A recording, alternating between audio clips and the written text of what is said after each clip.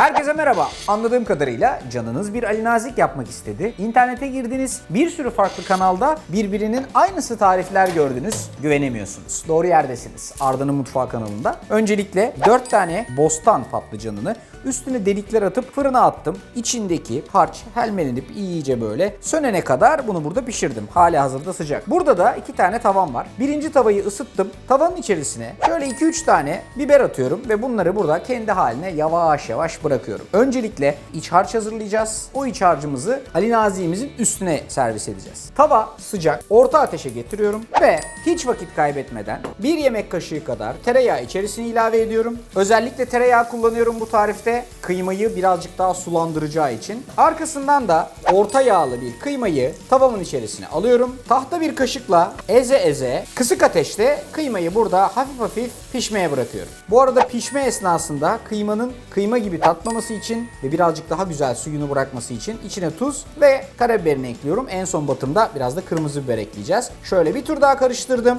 Sonra gidip gelip bu arkadaşı karıştırmaya devam edeceğim. Dönelim buradaki patlıcanlara. Bıçağımla ortadan ikiye doğru bir kesik atıyorum. Bir kaşıkla patlıcanı kabuğundan ayırıp tezgahın üstüne transfer ediyorum. Eğer çekirdekli parçaları varsa oyunun dışına çıkartıyorum.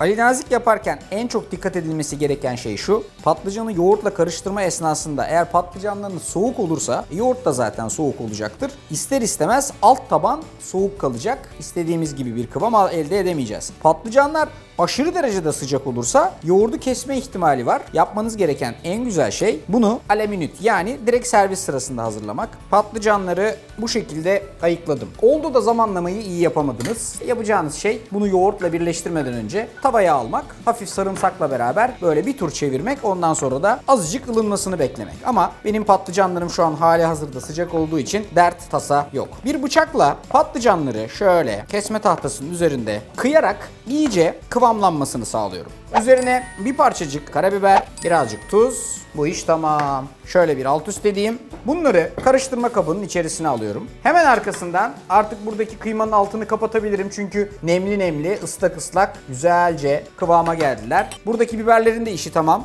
Şöyle şunları da kenara alayım.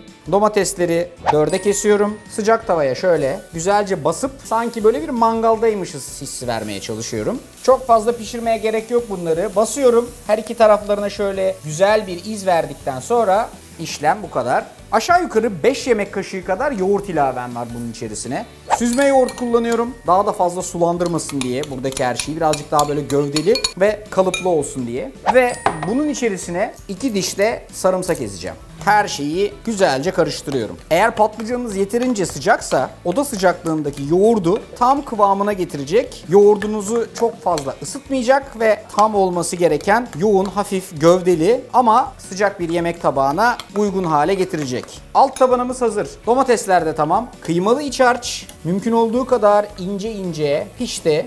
Son batımda buna bir parçacık daha şöyle toz kırmızı biber ekliyorum. Her şeyi güzelce karıştırıyorum. Sıra geldi servise.